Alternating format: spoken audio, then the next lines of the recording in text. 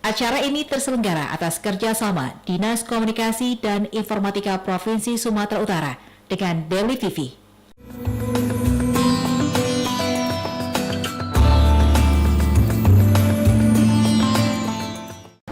Halo pemirsa, kita bertemu dengan acara dialog khusus pembangunan Sumatera Utara. Kali ini dengan tema etika Islami pembangunan. Topik ini kita pilih sekaitan dengan Menyongsong Tahun Baru Hijriah 1433 Hijriah.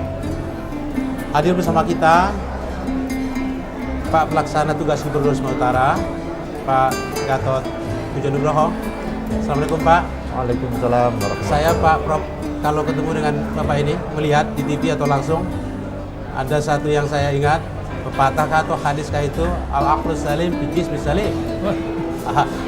Sehat ekspresinya dan mudah-mudahan akan mendorong drive pembangunan masyarakat kita. Pak Prof Syahrin, seingat saya ada 15 buku yang sudah diterbitkan. Terakhir data saya. Berapa sekarang? Bertambah? Ya 30. Sudah 30. Insyaallah berkarya terus. Ini penting sekali.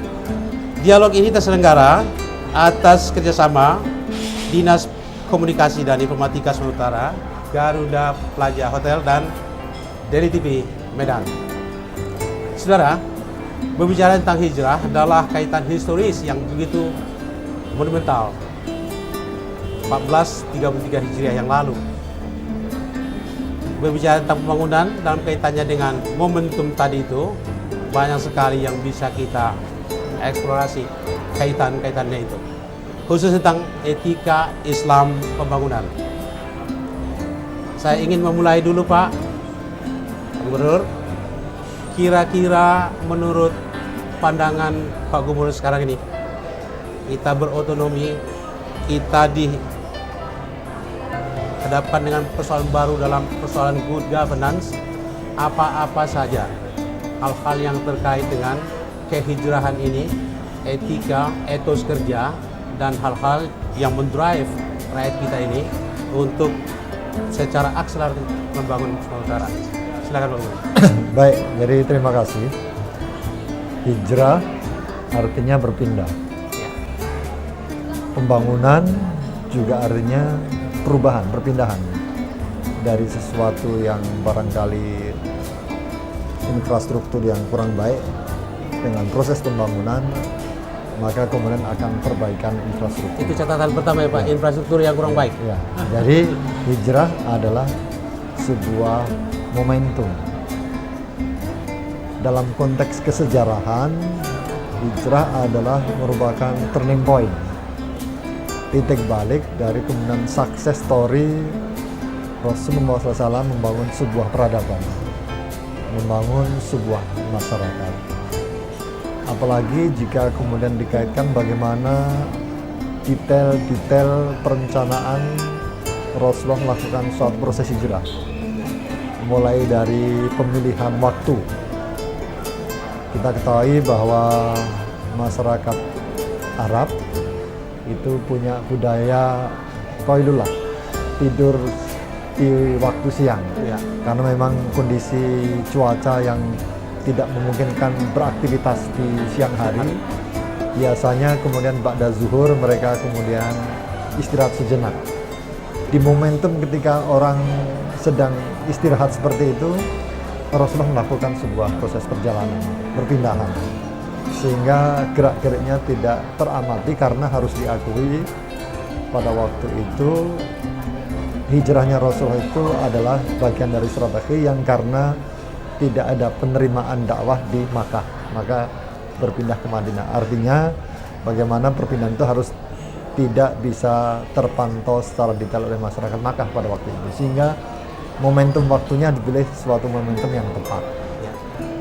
Kemudian dari teman atau kemudian kawan seperjalanannya juga kemudian dicari orang-orang yang memang selama ini punya kontribusi terhadap kemudian penerimaan dakwah.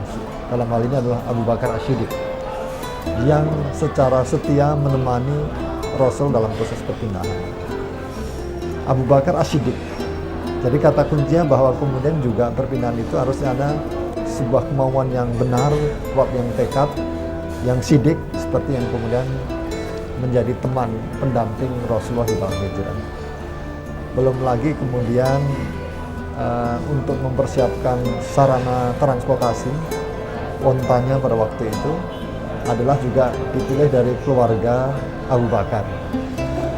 Di antaranya adalah kemudian saudara dari Aisyah radhiyallahu anha. Artinya apa? Detail-detail kecil dari sebuah perpindahan hijrahnya Rasul dari Makkah ke Madinah ini penuh dengan sebuah perencanaan yang sangat matang. Iya.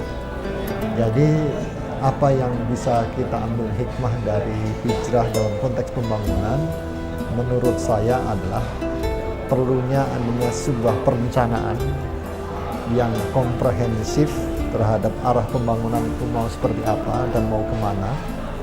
Karena sesungguhnya dalam konteks hijrah yang notabene adalah merupakan nilai-nilai Islami yang juga harus kemudian mengedepan adalah pentingnya sebuah perencanaan yang itu harus kemudian disesuaikan juga dengan kondisi existing yang ada pada hari ini. Jadi barangkali kata kuncinya adalah kesiapan untuk kemudian merubah dari sesuatu yang kurang baik menjadi sesuatu yang lebih baik. Dari cara berpikir, cara bertindak, lalu merencanakan program dari sesuatu yang tidak baik menjadi lebih baik. Nilai-nilai hijrah dan kemungkinan implementasinya secara sublimatif dalam kehidupan kontemporer berbangsa, bernegara dan tak terkecuali untuk kepentingan kita di Sumatera Utara. Kita begitu, saya simpulan pertama ini. Kita jeda dulu Pak Gubernur, Pak Prof, kita lanjutkan nanti.